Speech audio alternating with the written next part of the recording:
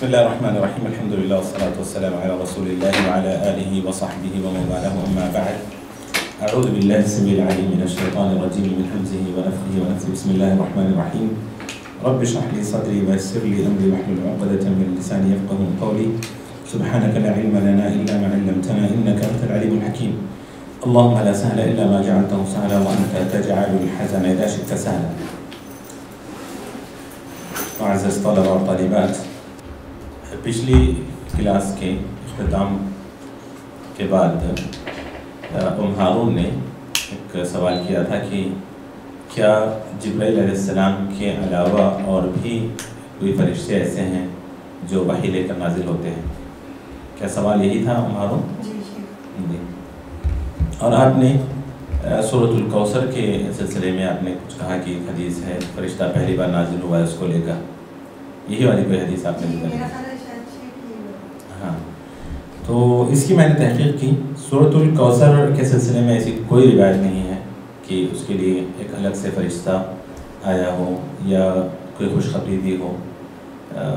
سورۃ الکوثر کے سبب نزول اور وقت نزول کے جو مشہور روایتیں ہیں اور جو صحیح روایتیں ہیں وہ وہی ہیں جو ہم جانتے ہیں کہ رسول اللہ صلی اللہ علیہ وسلم عمرو بن عاص کہتے ہیں کہ ہمارے ساتھ بیٹھے ہوئے تھے کہ اچانک رسول اللہ صلی اللہ علیہ وسلم اپنا سر اٹھاتے ہیں اور مسکراتے ہیں. تو صحابہ پوچھتے ہیں کہ لما ضحکت یا رسول اللہ یا ما اضحکک یا رسول اللہ، کیوں آپ ہنسے یا کس چیز نے آپ کو ہنسایا؟ تو آپ صلی اللہ علیہ وسلم فرماتے ہیں کہ یہ مجھ پر سورج نازل ہوئی، سورۃ الکوثر، اور کافی لمبی حدیث ہے. تو سورۃ الکوثر سے متعلق تو نہیں ہے، البتہ سورۃ الفاتحہ اور خواتیم سورۃ البقرہ کے متعلق ہے.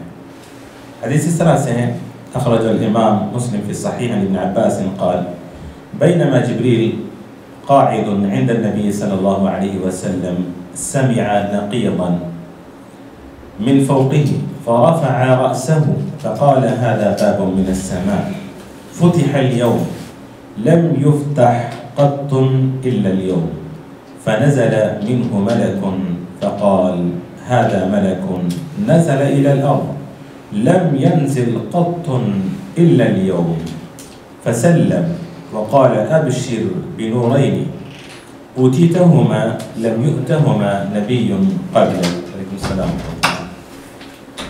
فاتحة الكتاب وخواتيم سورة البقرة.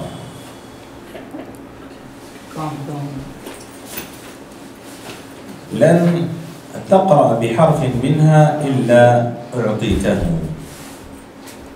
یہ حدیث ہے، صحیح مسلم کی روایت ہے، ابن عباس رضی اللہ عنہ راوی ہیں کہ ہم یعنی اس اثناء میں کہ جبرائیل علیہ السلام رسول اللہ صلی اللہ علیہ وسلم کے پاس تشریف فرما تھے. سمع نقیضا من فوقه، نقیض یعنی صوت صدر من حرکت شیء، کسی بھی چیز کے ہلنے سے جو آواز آتی ہے، ابھی جو آواز ہے اس کو نقیض کہا جاتا ہے عربی زبان میں. نقیض نون قاف یا ضاد، نقیض نقیض جیسے، ہاں نقیض وہ تو یعنی اسی طرح لکھا جائے گا. ہاں اسی طرح لکھا جائے گا.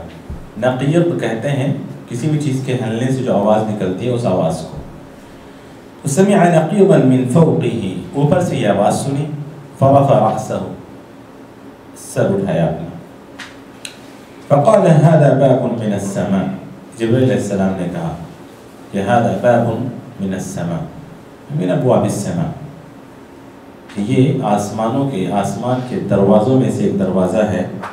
فتح اليوم لم يفتح قط الا اليوم، آج پہلی بار کھلا ہے، اس سے پہلے کبھی یہ دروازہ نہیں کھلا. فنزل منه ملك، اور اس دروازے سے ایک فرشتہ نازل ہوا. فقال هذا ملك نزل الى الارض لم ينزل قط الا اليوم، پہلی بار یہ فرشتہ نازل ہوا ہے، اس سے پہلے کبھی یہ فرشتہ نازل نہیں ہوا تھا. فسلم یعنی فسلم ذاك الملك، فرشتے نے سوال کیا، فسلم علی نبی صلی اللہ علیہ وسلم، وفي رواية فأتى النبي صلى الله عليه وسلم، ایک اور روایت میں ہے کہ وہ رسول اللہ صلی اللہ علیہ وسلم کے پاس آیا فسلم وقال ابشر بنورين اوتيتهما لم يؤتها نبي قبلك، کہ خوشخبری ہے آپ کے لیے ایسے 2 نور کی جو آپ کو عطا کیے گئے ہیں، آپ سے پہلے یہ نور کسی کو عطا نہیں کیے گئے۔ کہا کہ لم فاتحة الكتاب وخواتیم سورة البقرہ، سورة الفاتحہ ہے اور خواتیم سورة البقرہ، یعنی سورة البقرہ کے آخری 2 آیتیں ہیں۔ کہاں سے؟ آمن الرسول بما انزل الیہ من ربہ اور لا یکلف اللہ نفسا الا وسعها، یہ 2 آیتیں ہیں۔ اس حدیث سے استدلال کرتے ہیں بعض علماء، کہتے ہیں کہ اس سے یہ پتہ چلتا ہے، خیر اب ہم ان دونوں سورۃ الفاتحہ کی فضیلت اور اس پر ہم بات نہیں کر رہے ہیں، وہ تو فضیلت بالکل واضح ہے، روز روشن کی طرح آیا ہے، سب جانتے ہیں کہ سورۃ الفاتحہ کی کیا فضیلت ہے اور خواتیم سورۃ البقرہ کی کیا فضیلت ہے، اور کتنی عظیم یہ دونوں سورۃ الفاتحہ اور خواتیم سورۃ البقرہ کس قدر ان کی عظمت ہے کہ اس کی بشارت دینے کے لیے الگ سے اللہ رب العالمین نے ایک فرشتے کو بھیجا۔ تو اسی لیے اس کا ہمیں اہتمام کرنا چاہیے، اس کی تلاوت بار بار کرنی چاہیے۔ وجہ یہ ہے کہ دونوں چیزوں کو آپ پڑھیں گے تو اس میں دونوں چیزوں میں سورۃ الفاتحہ اور خواتیم سورۃ البقرہ میں آپ کو توحید نظر آئے گی، توحید نظر آئے گی۔ خواتیم سورۃ البقرہ میں دیکھیں گے آپ لا یکلف اللہ نفسا الا وسعها میں خاص طور پر دعا ہے کہ انسان اپنے تواضع، اپنے عاجزی کا، اپنے انکساری کا اظہار کرتا ہے رب ذوالجلال کے سامنے۔ ربنا لا تؤاخذنا ان نسينا او اخطأنا ربنا ولا تحمل علينا اصرا كما حملته على الذين من قبلنا ربنا ولا تحملنا ما لا طاقة لنا به واعف عنا واغفر لنا وارحمنا انت مولانا فانصرنا على القوم الكافرين۔ تو دعاؤں پر مشتمل، توحید پر مشتمل یہ آیتیں ہیں، تو ان کی عظمت کا اندازہ ہم لگا سکتے ہیں کہ ایک فرشتہ آتا ہے اور اللہ عز و جل نے سورۃ الفاتحہ کو اور خواتیم سورۃ البقرہ کو نورین سے تعبیر کی، تشبیہ۔ تو اللہ رب العالمین نے سورۃ الفاتحہ اور خواتیم سورۃ البقرہ کو نورین سے، نور سے تعبیر کیا، نور سے۔ تو کیا مطلب ہے اس کا؟ مطلب یہی ہے کہ جو ان سورۃ الفاتحہ کے بار بار پڑھنے کا اہتمام کرتے ہیں اور جو خواتیم سورۃ البقرہ کے آخری 2 آیتوں کو پڑھنے کا اہتمام کرتے ہیں، اللہ رب العالمین ان کو نور عطا کریں گے قیامت میں، جی قیامت کے ان کو نور عطا کریں گے، دنیا میں بھی اور آخرت میں بھی۔ دنیا میں نور ہدایت ہے، آخرت میں نور جبکہ ساری کائنات تاریک ہوگی، انسان نور کا محتاج ہوگا، یسعی نور بین ایدیہم وبایمانہم، تو یہ نور ہے۔ اللہ تعالیٰ ہم سب کو اس پر عمل کرنے کی توفیق عطا فرمائے۔ تو الشاہد اس حدیث سے ہارون، بعض علماء نے یہ استدلال کیا کہ اس حدیث سے تو یہ پتہ چلتا ہے کہ جبریل نزل بتلاوتها، جبریل علیہ السلام لے کر ہی نازل ہوئے، جبریل علیہ السلام ہی لے کر نازل ہوئے اس سورت کو اور خواتیم سورۃ البقرہ کو۔ ولیکن نزل الملک بثوابها، فرشتہ جو خاص نازل ہوا پہلی مرتبہ جو نازل ہوا وہ خوشخبری دینے کے لیے اس کے اجر و ثواب کی، ان چیزوں کو، ان آیتوں کو پڑھنے پر جو اجر و ثواب ہے اس کی خوشخبری دینے کے لیے نازل ہوا۔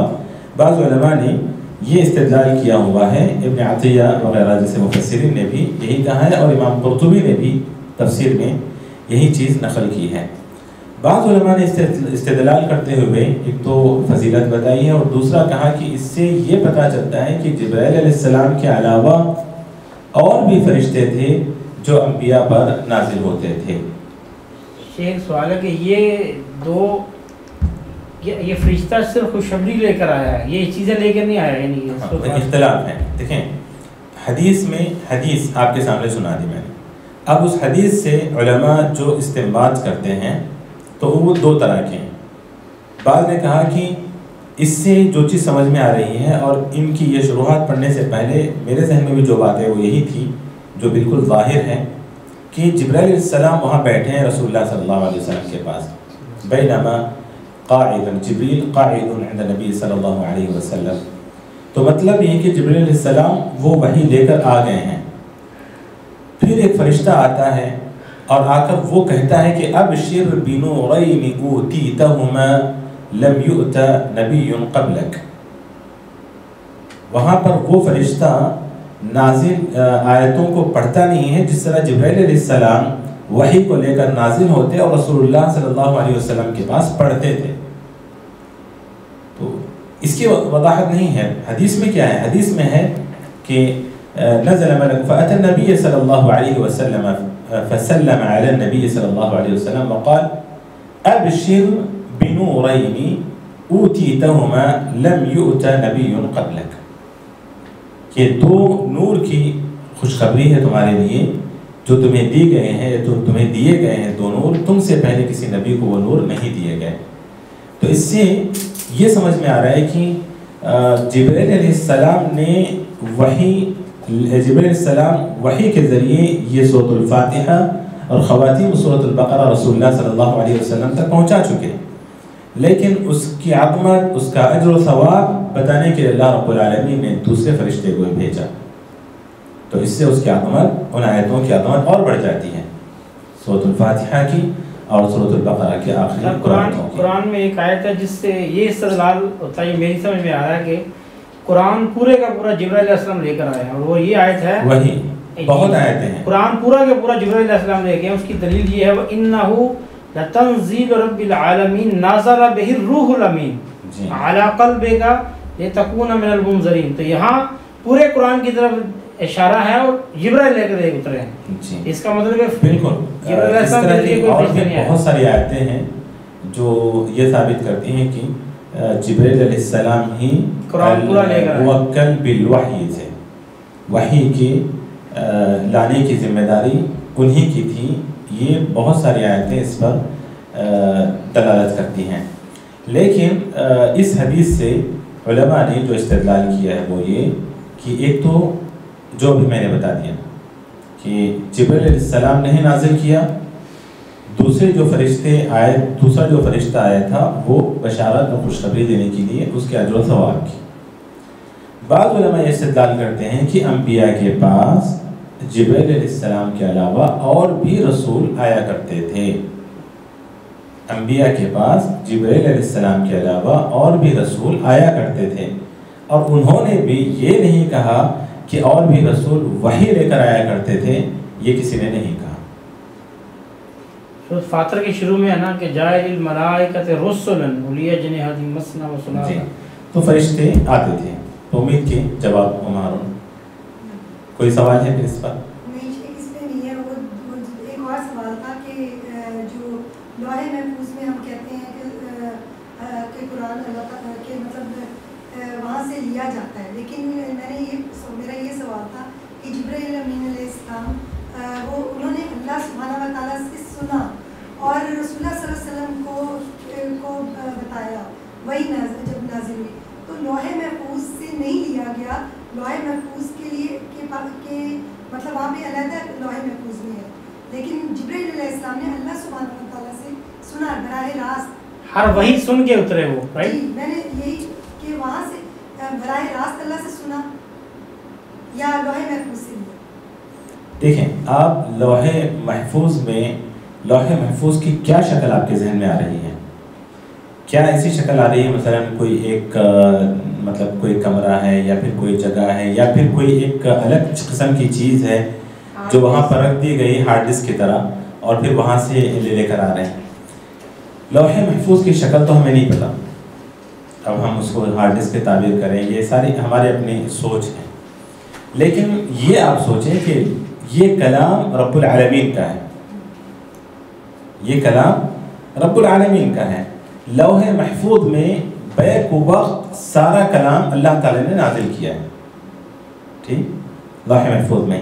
پھر وہاں سے تو سارا کلام نازل کیا ہے تو جبرائیل علیہ السلام کے ذریعے ہی ہے، وہاں سے جبرائیل علیہ السلام پہنچا رہے ہیں تو اس کا مطلب یہ نہیں ہے کہ ہماری جو سوچ ہو گئی کہ ایک ہارڈ ڈسک ہے وہ اور وہاں سے لے کر آ رہے ہیں بغیر اللہ رب العالمین سے سنے، ایسا نہیں ہے. یہ اللہ کا کلام ہے. اب اس کی کیا شکل تھی، لوح محفوظ کی شکل کیا ہے، یہ ہم نہیں جانتے، لیکن ہم یہی کہیں گے کہ وَإِنْ هُوَ إِلَّا وَحْيٌ يُوحَى، إِنْ هُوَ إِلَّا وَحْيٌ يُوحَى. اور تو حسب ضرورت 23 سال میں قرآن وقفے سے نازل ہوا. یہ ساری تفصیلات میں خیال اصول تفسیر میں آپ لوگ پڑھ چکے ہیں. پھر بھی مزید آپ لوگ شیخ عبدالحفیظ صاحب سے رجوع کریں. جی مؤلف رحمہ اللہ نے جو کہا ہے وہ یہ کہ وَأَنَّ اللَّهَ تَكَلَّمَ بِهِ حَقِيقَةً مِنْهُ بَدَأَ وَإِلَيْهِ يَعُودُ. یہاں خود آپ کی کتاب میں بھی ماشاءاللہ اچھی شرح میں نے نہیں دیکھی تھی، ابھی دیکھ رہا ہوں میں. قال المصنف رحمہ اللہ فی وَلَمَّا جَاءَتْ مَسْأَلَةُ الْقُرْآنِ یہ من الایمان بھی، جب قرآن کا مسئلہ تھا وہی مسئلہ خلق القرآن ہے، تو انہوں نے اسی لیے اس بات کو ذکر کیا کہ ومن الایمان به الایمان بان القرآن کلام اللہ غیر مخلوق منه بدأ والیہ یعود. نازع بعضهم في كونه منه بدأ والیہ یعود. بعض لوگوں نے آپس میں اختلاف کیا کہ منه بدأ والیہ یعود کیسا ہے، اس کی کیا تفسیر ہے. تو یہاں پر لکھتے ہیں کہ اما هذا القول فهو المأثور الثابت عن السلف.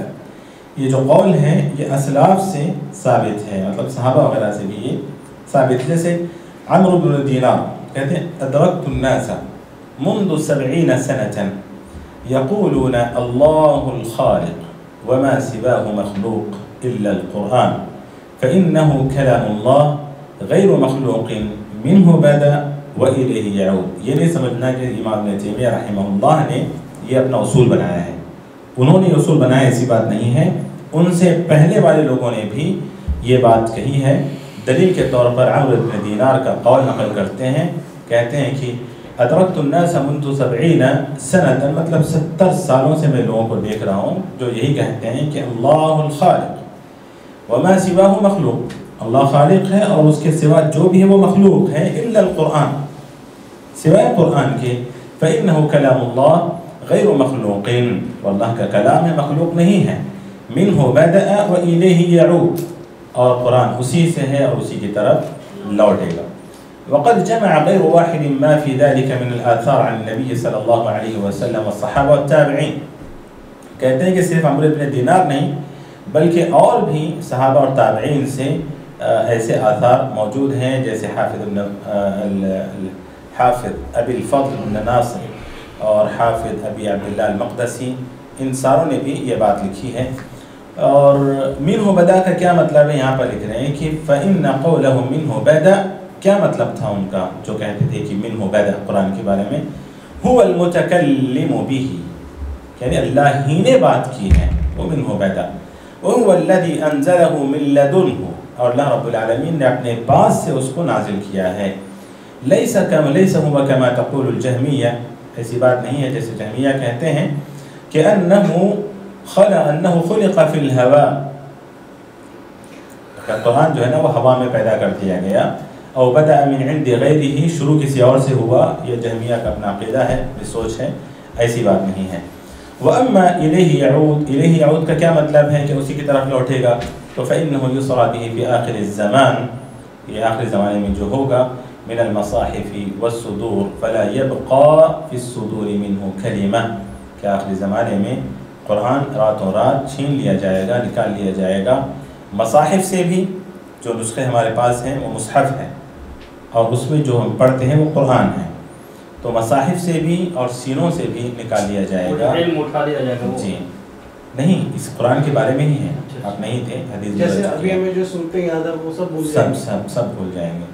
ویسے قیامت کی ایسی نشانیاں ظاہر ہوں، دعا کریں کہ اللہ ہمیں اس سے پہلے اٹھا لے. ایسی تمنا نہ کریں کہ ہم اتنی لمبی زندگی جئیں کہ یہ سارے چیزیں، یہ فتن ہم پر آئیں.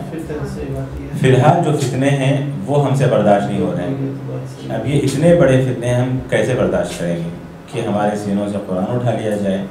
ہم اتنا لمبا جینا چاہتے ہیں نہیں، بلکہ دعا کریں کہ ایسے اللہ کے رسول صلی اللہ علیہ وسلم جیسی شخصیت فتنوں سے پناہ مانگتی تھی. تو ہم کیا ہیں؟ ہم تو فتنوں میں مبتلا ہیں. چلیں اس کے بعد مؤلف رحمہ اللہ نے کہا کہ وَأَنَّ اللَّهَ تَكَلَّمَ بِهِ حَقِيقَةً کہ حقیقت میں اللہ رب العالمین نے کلام کیا ہے، قرآن مکمل کلام کیا ہے اللہ تعالیٰ نے۔ یہاں پر کچھ ہو سکتا ہے نئے اور مبتدئین یا مبتدیات ہمارے پاس جن کو یہ چیز سمجھ میں نہیں آ رہی ہے، ایک موٹی سی مثال میں دینا چاہتا ہوں ان کو سمجھانے کے لیے۔ عموماً ہم قرآن کی قسم کھاتے ہیں، تو وہاں قسم کھاتے ہوئے اگر آپ کا یہ تصور ہے کہ یہ قرآن مطلب ایک چیز ہے یہ قرآن اور وہ مخلوق ہے اللہ رب العالمین کی، تو پھر جائز نہیں ہے۔ پہلے تو عقیدہ رکھنا جائز نہیں ہے، پھر ایسی قسمیں بھی جائز نہیں ہیں۔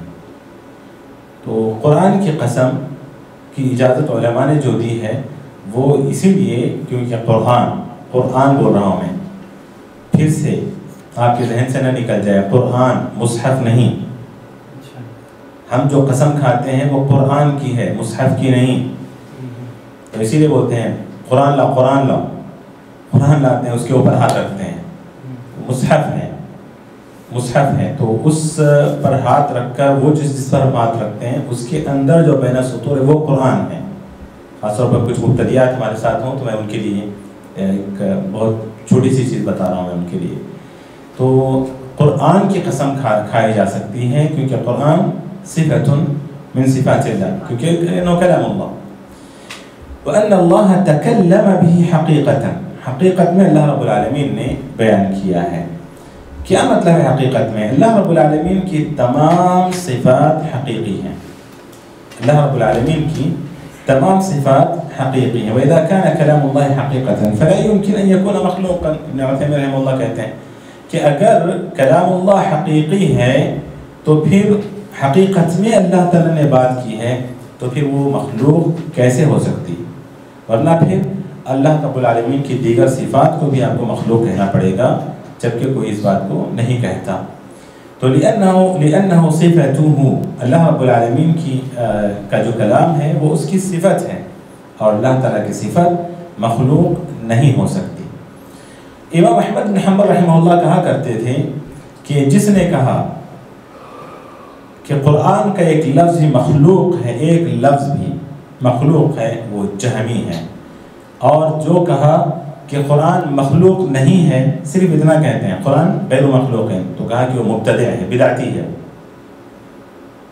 کیا فرق ہے دونوں میں؟ کہا کہ لفظ جو بھی کلمہ ہے، جو بھی کلمہ، لفظ سے مراد یہاں پر ہر کلمہ، قرآن کا ہر کلمہ وہ اللہ رب العالمین کا کہا ہوا ہے۔ قرآن کا ہر کلمہ اللہ رب العالمین کا کہا ہوا ہے۔